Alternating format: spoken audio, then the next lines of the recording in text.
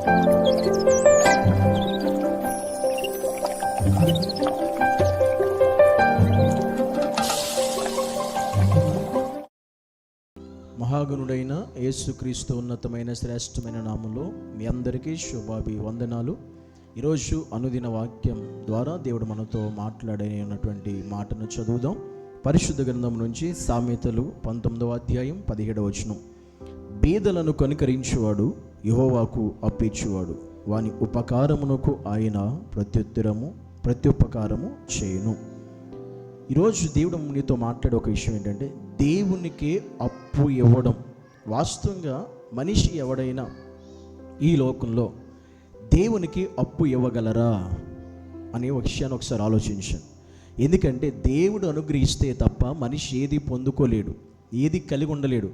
అలాంటిది ఈ భూమి మీద ఒక మనిషి దేవునికి అప్పు ఇవ్వగలిగే స్థితి ఈ లోకంలో ఒక మనిషికి ఎవరికి ఉంటుంది అని వాక్యం చెబుతుందంటే, బీదలను కనికరించువాడు దేవునికి అప్పిచ్చు అనితో సమానమని.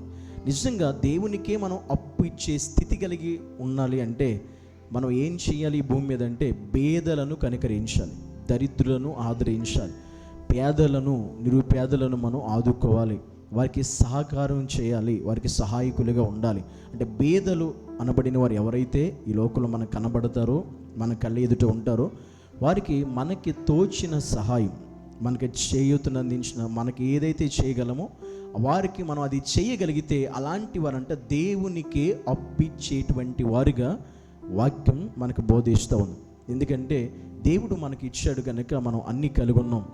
కానీ కొంతమంది బీదలుగా ఉంటారు ఈ లోకంలో. అలాంటి వారిని దేవుడు ఎందుకు నీకు ఇచ్చాడంటే దాని అర్థం ఏంటంటే, అలాంటి వారిని నువ్వు కనికరించాలనే ఉద్దేశంతోనే దేవుడు నీకు ఇచ్చాడు. అది ఆస్తి అయినా సంపద అయినా నీకు ఏ కొదువ లేకుండా ఎందుకు చేశాడంటే, అలాంటి బీదలను నువ్వు కనికరించాలని. అలా కనికరించడం ద్వారా నీకు కలిగే లాభం ఏంటంటే, నువ్వు దేవునికి అప్పిచ్చినటువంటి గొప్పవాడిగా ఉన్నట్టు లెక్క. అంటే మనం ఏదో ఉన్న వాళ్ళకే చేయడం వల్ల లాభం ఏమీ లేదు. కానీ బేదలుగా ఉన్న వాళ్ళకి నువ్వు సహకరించగలిగితే, వాళ్ళని ఆదుకోగలిగితే అది దేవుడు చాలా మెచ్చుకునే గొప్ప విషయం. కానీ ఈరోజు మనము కూడా ఏదో ఉన్న వాళ్ళకి ఇవ్వడం కాదు, ఉన్న వాళ్ళని దర్శించడం కాదు, ఉన్న వాళ్ళ దగ్గరికి వెళ్ళడం కాదు, దానివల్ల ఎటువంటి ప్రయోజనం లేదు. బేదవాళ్ళ దగ్గరికి, అది బేదవాళ్ళైనటువంటి వారైనా లేదా కష్టపడి దేవుని కొరకు ప్రయాసపడి శ్రమపడి సేవ చేసే వారికి, అలాంటి వారికి నువ్వు సహకరిస్తే ప్రయోజనం ఉంటుంది తప్ప ఉన్న వాళ్ళకే సహకరించడం వల్ల, ఉన్న వాళ్ళకి ఇవ్వడం వల్ల నీకు వచ్చే లాభం ఏమీ లేదు. కొంతమంది పేరు కోసం అట్లా చేస్తారేమో, కానీ నువ్వు సహకారం ఎవరికి కావాలో వాళ్ళకి మనం చేయగలిగితే ఆ ప్రతిఫలం మనం పొందుకుంటాం, ఆ దీవెన మన మీదకు వస్తుంది, ఆశీర్వాదం మనకు కలిగింది. అందుకే ఈరోజు నిజంగా నీవు బేదలను కనికరించే కుటుంబముగా ఉన్నామా? బేదలను ఆదరించేవారుగా, కనికరించేవారుగా, ఆదుకునేవారుగా, కనీసం మనకి చేతనైనప్పుడల్లా వారికి సహాయం చేసేవారుగా, వారిని ఆదుకునేటువంటి వారిగా మనం ఎప్పుడైనా ప్రవర్తించామా? అలా ఉన్నామా? అలా ఎన్నిసార్లు ఉన్నా కూడా అన్నిసార్లు నువ్వు దేవునికి అప్పిచ్చిన వ్యక్తిగానే ఉంటావు. దేవునికి అప్పిచ్చిన వాడితో సమానం. అంత గొప్ప భాగ్యం దేవుడు మనకి ఇచ్చాడు. కనుక మనం దేవునికి అప్పిచ్చే స్థితి కలిగిన వారిగా మనం ఉండాలంటే, మనకున్నది తింటే కాదు, మనకున్న దాంట్లో లేని వారిని కనికరిపడి వాళ్ళకి మనం పెట్టగలిగితే, వాళ్ళని సహాయం చేయగలిగితే అది దేవుడు మెచ్చుకునే గొప్ప విషయం.